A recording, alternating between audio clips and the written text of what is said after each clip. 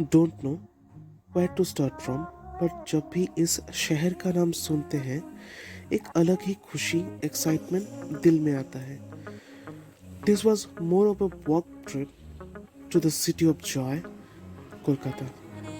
If you ask someone who has lived in Kolkata, as one born there likes to call it, it must be and it should be Calcutta.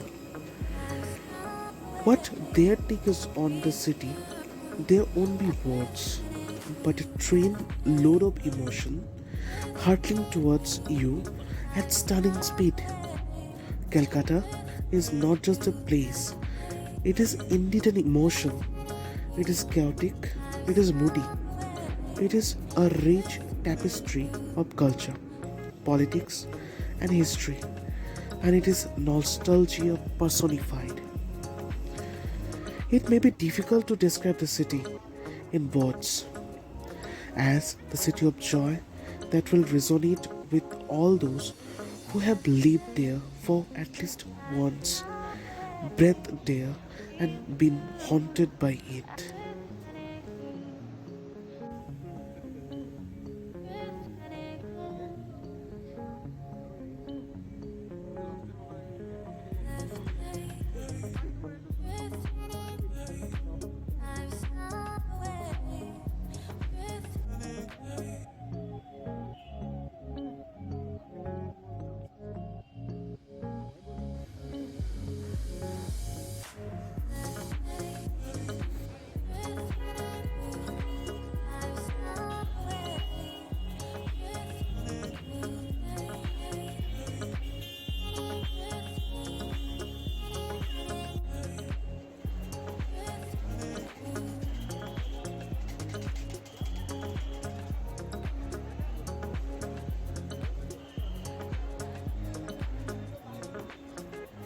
और लीजिए, आप लोगों से बात करते करते पहुंच गए हम पार्क स्ट्रीट. ये लाइट्स देखने, लोगों को देखने, लोगों की मुस्कुराते चेहरे देखने और आप सभी को दिखाने कि आखिर होता क्या है क्रिसमस के दिन पार्क स्ट्रीट पर. बहुत देर से चल रहे थे, लाइट्स देख रहे थे, लोगों को देख रहे थे और थोड़ा सा थक जाने के बाद हम कोलकाता का फेमस घोटी गरम खाने लगे. और अंकल ने बहुत अच्छा बनाया भी था ये घोटी गरम. ये बहुत ही फेमस होता है. अगर आप कभी जाओ कलकत्ता तो ज़रूर खाना. पार्क स्ट्रीट में आपको मिल ही जाएगा ये. एक्चुअली कोलकाता के हर एक मोड़ पे आपको मिल जाता है. और लो जी, हम क्रॉस कर रहे हैं पार्क स्ट्रीट के एरिया. फ्लोरिस के सामने से आप देख पा रहे हो कितना भीड़ है यहाँ पे. बहुत सारे लोग एक साथ निकल आए थे उस दिन. तो हम चल रहे थे इन लोगों के बीच में से आपको दिखाते हुए. उसके बाद हम टैक्सी लेकर चल पड़े अपने होटल की ओर वापस. रात के करीबन 1 बज चुका था. तो हम चल रहे थे वापसी, क्योंकि उस दिन बहुत ही थक चुके थे हम लोग. पूरा दिन बिल्कुल भी रेस्ट करने का मौका नहीं मिला था और हम जा रहे थे वापस होटल. लेकिन हालत कुछ ऐसा हुआ कि हम रुके हुए थे करीबन आधा घंटा एक ट्रैफिक जैम पर. अगली सुबह दिन की शुरुआत मैंने सिटी सेंटर 2 से किया. होटल में ब्रेकफास्ट करने के बाद मुझे थोड़ा सा समय मिल गया था. ब्रेकफास्ट और मेरे मीटिंग के बीच में थोड़ा सा गैप था, कुछ समय था जो मैं बिल्कुल भी मिस नहीं करना चाहता था. तो मैं निकल गया एक टोटो लेके मेरे होटल से सिटी सेंटर 2 की ओर, जो मेरे होटल से बहुत ही नज़दीक था. वहाँ पे जाके मैंने कुछ सामान खरीदा. लेकिन बहुत सारे दुकान ऐसे थे जो बंद थे उस दिन, पता नहीं क्यों. और कलेक्शन भी इतना कुछ खास नहीं लगा. तो मैं वापस होटल आ गया. वापस आके मैंने मीटिंग अटेंड किया.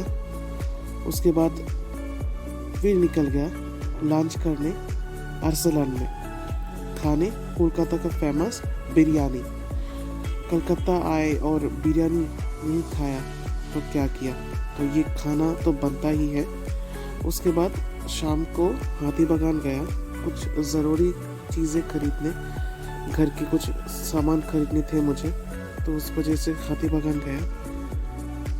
मेरा बहुत ही मन था कि ट्राम पे चढ़े, पॉइंट ए से लेके पॉइंट बी तक जाए, और जो भी मेरे राइड का एक्सपीरियंस होगा मैं आप लोगों से शेयर करूं, लेकिन ये मेरे प्लान पे ठीक से बैठ नहीं रहा था क्योंकि मुझे बहुत ही फास्ट करना था।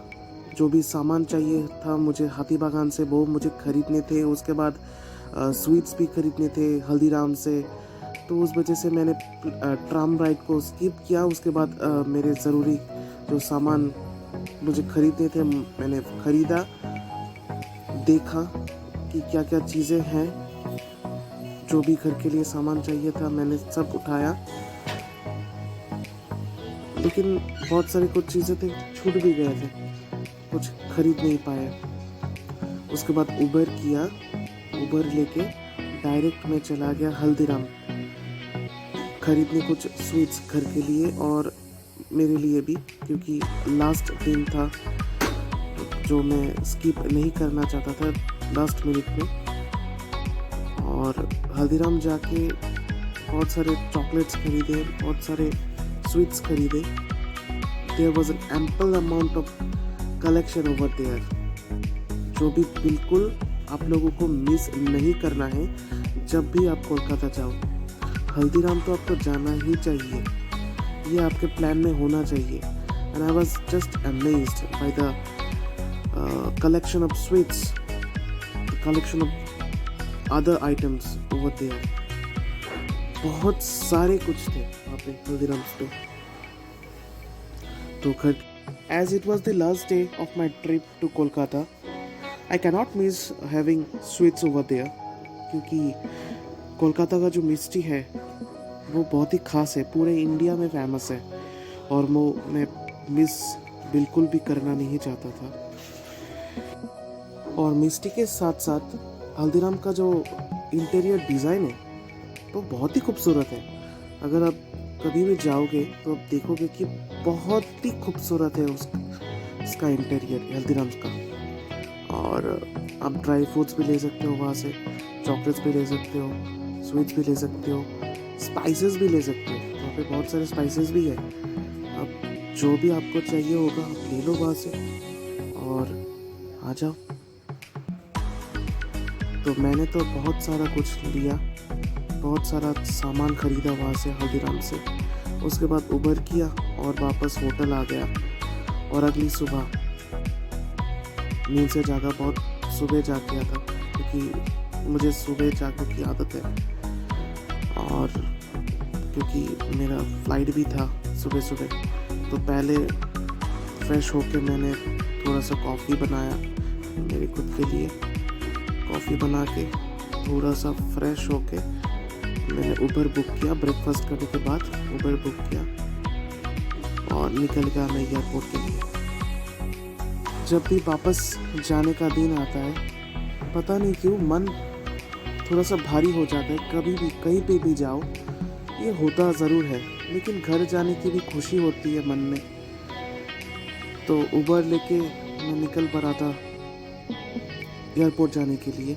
सुबह सुबह ट्रैफिक थोड़ा सा तो था, और हमेशा होता ही है कि कलकत्ता में ट्रैफिक थोड़ा रहता भी है सुबह। जिस दिन वापस आ रहे थे तो दिन बहुत ही ब्राइट था, हेज़ी नहीं था। जब हम कलकत्ता गए थे तो उस दिन हेज़ी था, कुछ दिखाई नहीं पड़ रहा था। फॉग भी था, जिसे कहते हैं स्मॉग एक्चुअली। वहाँ पे जाके ही पता चला कि स्मोक और फॉग मिल के स्मॉग होता है, तो स्मॉग वहाँ पे था। लेकिन आने के समय ऐसा कुछ नहीं था, ब्राइट था, सानी था।